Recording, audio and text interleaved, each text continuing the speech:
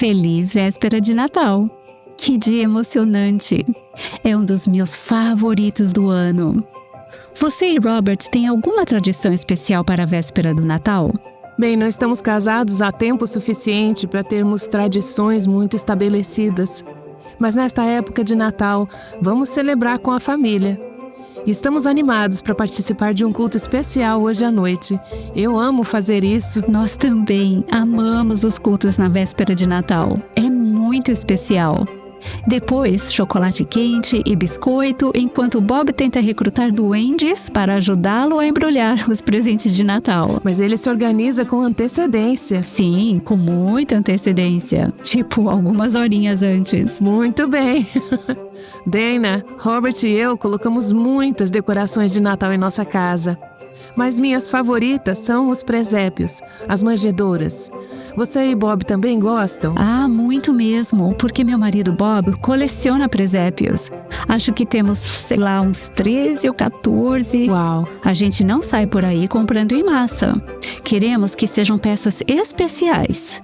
Elas nos lembram de experiências ou lugares por onde passamos. Mas tem um, Nancy, que é o mais especial para mim. Eu nasci perto do Natal e ganhei meu primeiro presépio como meu primeiro presente de Natal, poucos dias depois de nascer. Olha, esse é um presépio clássico, uma antiguidade. Está por aí há um bom tempo. Está mesmo. De vez em quando precisa de uma colinha aqui ou ali. Um dos personagens principais que vemos nesses presépios é Maria, a mãe de Jesus. Ela também aparece em muitos cartões de Natal e em vários cânticos natalinos. Mas, por mais vezes que você tenha ouvido a história de Maria na época do Natal, será que você realmente conhece essa jovem que disse sim a uma tarefa tão incrível? Hoje, nossa querida amiga Janet Parshall vai nos apresentar Maria de Nazaré de uma forma, acredito, bem nova e encantadora. Janet já foi palestrante em algumas conferências True Woman, Mulher Verdadeira em português, e esta mensagem foi compartilhada em uma dessas conferências. Janet Parshall é uma super comunicadora, mas enquanto se preparava para a conferência Mulher Verdadeira, recebeu uma ligação surpresa. Nancy DeMoss Wogemuth ligou e perguntou do nada: Janet, será que você pode falar sobre uma personagem específica? Imagina a pressão. A tarefa específica que a Nancy me deu para aquela conferência foi falar sobre Maria, a mãe de Jesus. Maria? Sério, Nancy? Maria, a mãe de Jesus? Descubra por que falar sobre Maria foi tão difícil para Janet no Aviva Nossos Corações, com Nancy DeMoss Wogemuth na voz de Renata Santos.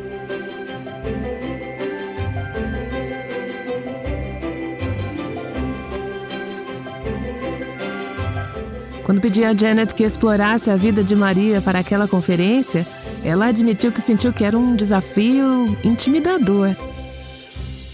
Pensei, sério mesmo? Você não podia ter me pedido para falar sobre a mulher samaritana? Ela era sexualmente promíscua. Seria bem mais fácil falar sobre ela. Ou então sobre Marta. Quem não gosta de uma casa limpa, né? Ou sobre Lídia, uma empresária de sucesso, líder de um grupo de tecelãs. Essa é fácil de apresentar. Ou Eva, quem não gosta de colocar a culpa nos outros? Mas Maria, fala sério, Maria, a mãe do nosso Salvador, valeu, Nancy.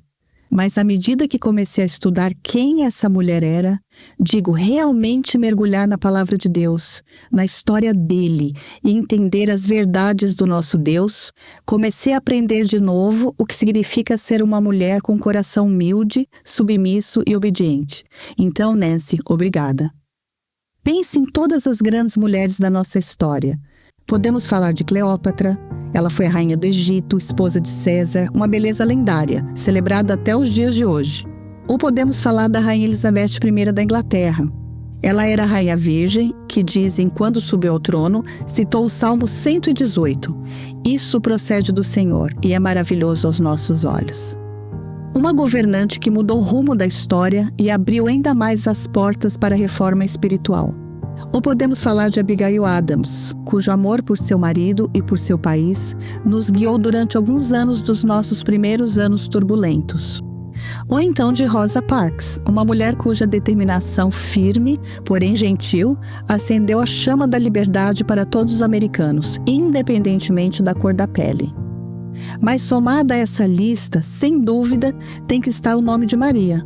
Maria, a mãe de Jesus, reverenciada por gerações, honrada, adorada por muitos. Mas, quando ela aparece pela primeira vez no palco da história, pode te surpreender. Sua primeira aparição não está nos evangelhos. Sua primeira aparição, na verdade, está no livro de Isaías. Em Isaías 7,14, lemos: Portanto, o Senhor mesmo lhes dará um sinal. Eis que a Virgem conceberá e dará à luz um filho, e lhe chamará Emanuel. Lá está ela, em Isaías 7,14. Ela não é nomeada, mas está lá. Amigas, há mais de 1.500 profecias nas Escrituras, e até hoje, cerca de 500 delas já se cumpriram. Cada detalhe exatamente como foi profetizado. E essa foi uma delas. E cada uma ainda se cumprirá exatamente como foi declarada. E essa foi uma delas. Nosso próximo encontro com Maria está em 2 dos 4 evangelhos, nos livros de Mateus e Lucas.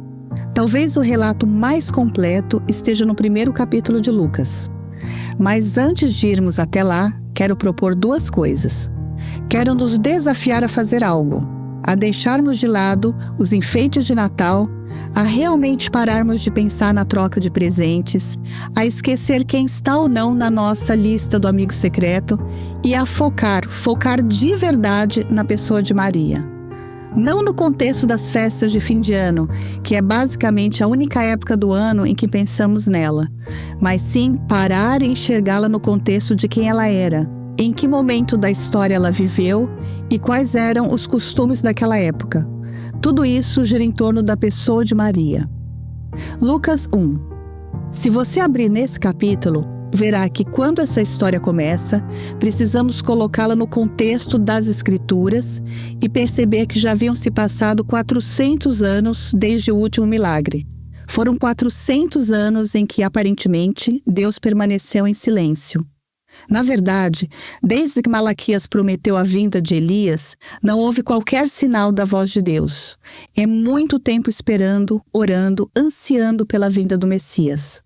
Mas nesses tempos sombrios, nesses tempos de silêncio, sempre existe um remanescente do povo de Deus que está vigiando, orando, confiando e esperando. E é aí que nossa história começa. Lucas 1, 26. No 6º mês, o anjo Gabriel foi enviado por Deus a uma cidade da Galileia, chamada Nazaré, a uma virgem que estava comprometida a casar com um homem da casa de Davi, cujo nome era José. A virgem se chamava Maria, e aproximando-se dela, o anjo disse: Salve, agraciada, o Senhor está com você.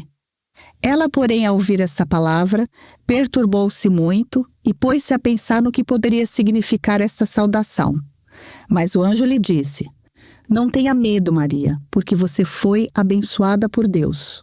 Você ficará grávida e dará à luz um filho, a quem chamará pelo nome de Jesus. Este será grande e será chamado Filho do Altíssimo. Deus, o Senhor, lhe dará o trono de Davi, seu pai. Ele reinará para sempre sobre a casa de Jacó e o seu reinado não terá fim. Que notícia incrível! 2 vezes nesse trecho, a palavra virgem é usada para descrever Maria. E mais adiante, no versículo 34, a própria Maria confirma que é virgem. Isso nos remete diretamente à profecia de Isaías. Uma virgem. Não há qualquer dúvida quanto à sua condição. Ela é virgem. Naquele tempo, os homens judeus se casavam no final da adolescência ou no início da juventude. Os rabinos determinavam a idade mínima para o casamento das mulheres e essa idade era 12 anos. 12. Isso significa que José era mais velho que Maria. Maria tinha entre 12 e 14 anos. Ela era uma adolescente, uma menina no ensino fundamental. Maria era uma menina de cidade pequena. Em todos os sentidos, ela era uma garota simples, vinda da tribo de Judá, da linhagem real de Davi. Muito provavelmente ela era pobre. Provavelmente era analfabeta. As meninas daquela época não recebiam educação formal. Mas isso não significa, como veremos, que ela era ignorante. Ela conhecia a Torá, ela conhecia a palavra de Deus. A boca fala do que está cheio o coração. A Bíblia, aliás, não menciona seus pais, não descreve sua aparência física. E a única maneira de realmente conhecer Maria é observando a maneira como ela reage a essa notícia tão profunda, entregue de forma tão extraordinária. Então Maria perguntou ao anjo, como leremos no verso 34. Então Maria disse ao anjo: Como será isto, se eu nunca tive relações com homem algum? O anjo respondeu: O Espírito Santo virá sobre você e o poder do Altíssimo a envolverá com a sua sombra. Por isso também, o ente santo que há de nascer será chamado Filho de Deus. A pergunta de Maria não é uma pergunta de dúvida, é uma pergunta de curiosidade. Ela é uma adolescente, sabe que é virgem e não entende como isso tudo vai acontecer. A resposta é essa: o Espírito Santo, a terceira pessoa da Trindade, virá sobre você e isso será um milagre. As Escrituras não nos revelam o dia, a hora ou o momento exato em que isso aconteceu. Na verdade, é o oposto. A Bíblia cobre esse momento com um véu de privacidade e não temos permissão para espiar. Calvino disse: esse segredo misterioso foi escondido como por uma nuvem da curiosidade humana. Esse momento magnífico e milagroso foi entre Maria e o Espírito Santo, e mais ninguém. E o que me impressiona nessa experiência não é a pergunta que ela faz, mas as perguntas que ela não faz, que revelam quem ela realmente é. Ela não pergunta: o que José vai pensar? Ela não pergunta: como isso vai afetar o meu casamento? Ela não pergunta: o que meus pais vão achar? Ela não pergunta: como vai ficar a minha reputação? Ela não pergunta: como vai ser minha vida nessa cidade depois disso? Ela não pergunta: como vou criar o Filho de Deus? Ela não pergunta: por que eu? Maria recebe essa notícia e, por causa da condição de seu coração, humilde, submissa, obediente, ela diz palavras extremamente profundas. Aqui está a serva do Senhor, que aconteça comigo o que você falou. Maria não discute o absurdo do anúncio. Maria não responde com base em suas circunstâncias. Maria não tenta negociar com Deus em busca de algo que lhe pareça melhor.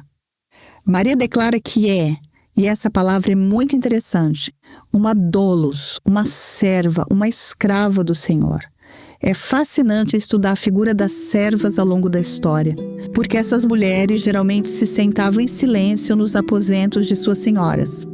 Com um simples aceno de mão, a senhora mandava e a serva obedecia, sem diálogo, sem discussão, obediência imediata. Na hierarquia dos empregados, a serva era considerada a mais humilde de todas. Então, quando Maria se chama de doulos, de serva, ela está esvaziando-se completamente de si mesma e permitindo que o Espírito Santo a encha por completo. É isso que uma serva faz: obedece, obedece e obedece, sem questionar.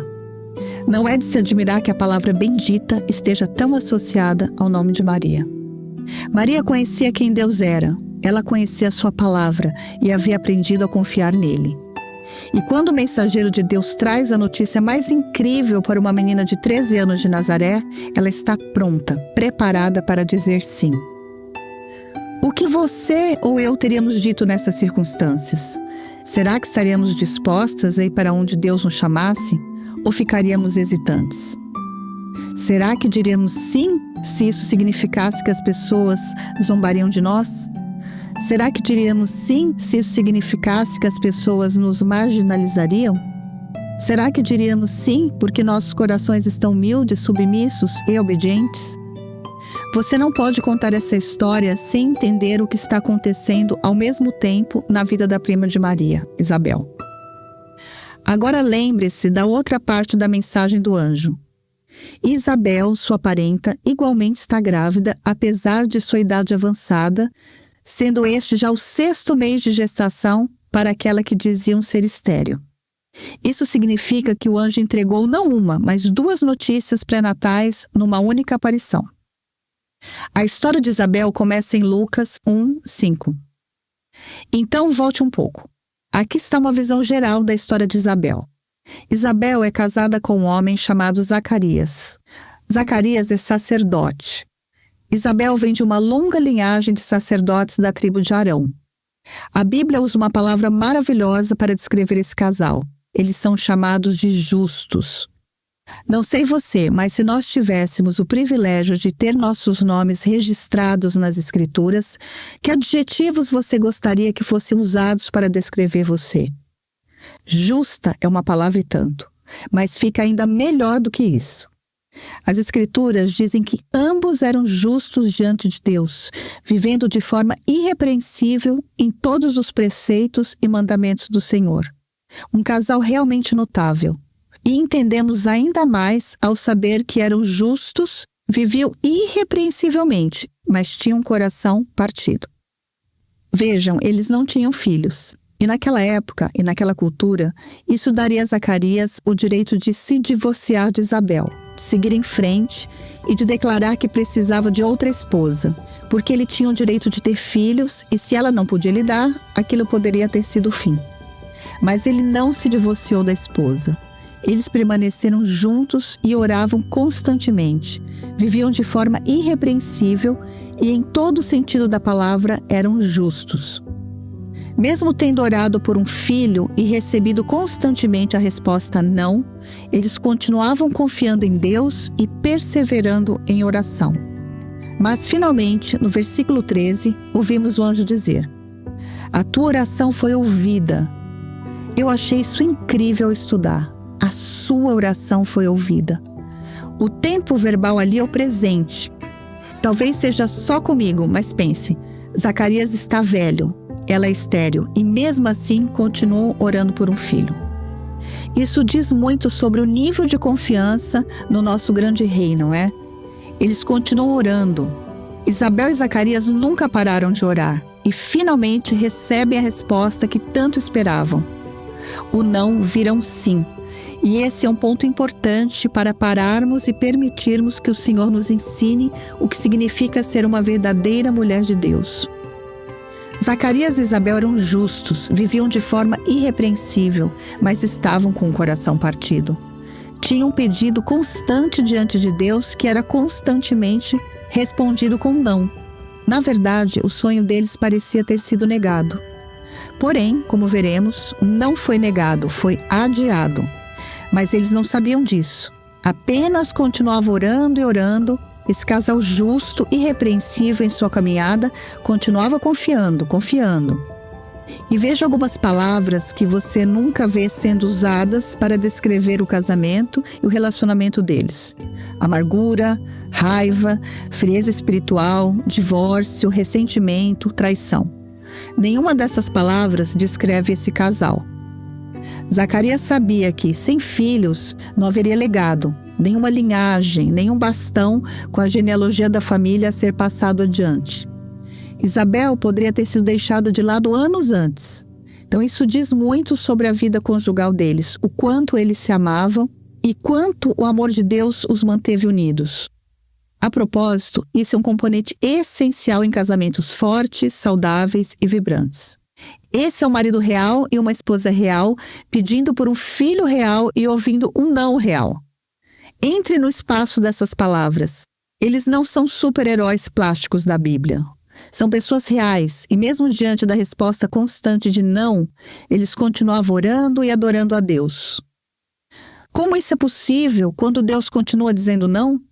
Como ainda podemos confiar, obedecer e nos submeter? Como? Bem, acho que algo na vida de Zacarias e Isabel nos ensina isso. Eles conheciam a Deus, passavam tempo com Deus, confiavam em Deus e amavam a Deus. Eles deixavam as respostas de suas orações nas mãos dele, independentemente do resultado. O interessante é que, apesar dos longos e dolorosos anos orando por um filho e sempre ouvindo um não, isso não secou a fé deles. Os anos de não fizeram a fé deles se aprofundar. Essa é uma lição importante para nós. Deus não virou as costas, Deus não estava ausente. Deus ouviu, Ele se importou e respondeu segundo sua boa e perfeita vontade. E pessoas justas, irrepreensíveis, que andam em todos os seus mandamentos, sabem dizer: "Contudo, Senhor, não seja feita a minha vontade, mas a tua." Eles se submeteram. A resposta finalmente chegou, o mundo deles mudou dramaticamente e o resultado foi maravilhoso. Aqui está Zacarias em seu turno de serviço no templo. Isso é sempre muito interessante. Como sacerdote, sua responsabilidade era servir no templo em Jerusalém 1 semana, 2 vezes ao ano. Era a vez dele. E mais importante ainda, por sorteio, ele foi escolhido para acender o incenso. Essa também é uma posição honrosa, pois havia mais sacerdotes do que dias no ano para oferecer incenso. Foi um momento maravilhoso na vida de Zacarias. Ele foi escolhido por sorteio para queimar o incenso. O incenso ficava fora do véu que separava o lugar santo do lugar santíssimo. Ele estava exercendo seu papel sacerdotal, escolhido para queimar o incenso, estava perto do lugar sagrado, onde o Espírito do Senhor habitava. Poderia ter sido ainda maior e melhor do que isso? Sim, e foi. Acabamos de ouvir Janet Parshall e amanhã vamos descobrir o que aconteceu com Zacarias naquele dia no templo. Alguns de nós cresceram ouvindo a história do Natal a vida toda. E, Dana, acho que o desafio para nós é que essa história pode se tornar tão familiar que esquecemos o quão grandiosos esses eventos realmente foram. Eu realmente amo como Janet Parshall tem nos ajudado a ver os acontecimentos em torno do nascimento de Jesus com olhos renovados, como se estivéssemos experimentando a história da mesma forma que os personagens a viveram. Amanhã, Janet vai nos ajudar a continuar focando em Maria, a mãe de Jesus. Essa mensagem nos encoraja a considerar uma pergunta crucial. Eu sempre amei a vida dessa jovem mulher, a vida de Maria, e a mensagem da Janet nos desafia a considerar uma pergunta importante. Vamos aceitar obedientemente o chamado de Deus para a nossa vida, assim como Maria fez? Talvez você esteja ouvindo essa história enquanto espera que alguma situação na sua família mude. Talvez você esteja orando fielmente sobre uma necessidade ou um anseio ainda não realizado em sua vida. E talvez a resposta não seja o que você esperava. Está exigindo um nível de fé e aceitação mais profundo do que você imaginava. Se for esse o caso, quero te encorajar a dizer do fundo do coração o que Maria disse quando se deparou com essa situação impossível. Na verdade, a resposta dela ao anúncio do anjo é o meu versículo de vida. Lucas 1:38. Ela disse, em essência, sim, Senhor. Aqui está a serva do Senhor. Que aconteça comigo o que você falou. Na verdade, Nancy, isso é tão importante no seu coração e na sua vida que se tornou uma das principais mensagens do Aviva Nossos Corações. Essa frase simples, sim, Senhor. É porque precisamos nos render a Ele novamente, todos os dias. E a razão pela qual podemos te encorajar com esse lembrete diário é graças a ouvintes como você, que também disseram, sim, Senhor. Elas entregaram suas finanças ao Senhor e obedeceram quando Deus as impulsionou a apoiar o Aviva Nossos Corações. Como resultado dessa obediência, você pode ouvir o programa de hoje. Amanhã, Janet Parshall continuará nos ajudando a explorar a vida de Maria de Nazaré. Para encerrar nosso tempo, vamos dar uma pequena espiada no que ouviremos amanhã. Uma moça de uma cidade pequena, com pouca educação, menos dinheiro, visitada por um mensageiro de Deus que trazia uma notícia que ninguém jamais ouvira antes daquele dia e que ninguém ouviria depois daquele dia. Ela estava disposta a abrir mão de seus próprios planos, sua própria linha do tempo, seus próprios objetivos, seus próprios sonhos para ser uma doulos. Ela foi humilde, obediente, submissa e mudou a história. Se Deus pôde fazer isso com Maria, o que Ele não poderia fazer com uma mulher hoje que esteja disposta a ser uma serva, uma mulher disposta a dizer, Deus, me dá os teus desejos para o meu coração. Senhor, seja o primeiro sempre na minha vida. Pai, não seja feita a minha vontade, mas a tua. Harry Blackaby também disse o seguinte, quando você o aceitou como Senhor, você deu a Ele o direito de fazer o que quiser com a sua vida, a qualquer momento. Aguardamos você amanhã, aqui no Aviva Nossos Corações. Feliz véspera de Natal! O Aviva Nossos Corações é um ministério em língua portuguesa do Revive Our Hearts com Nancy DeMoss Wogemuth, sustentado por seus ouvintes e dedicado a chamar mulheres à liberdade, plenitude e à abundância em Cristo.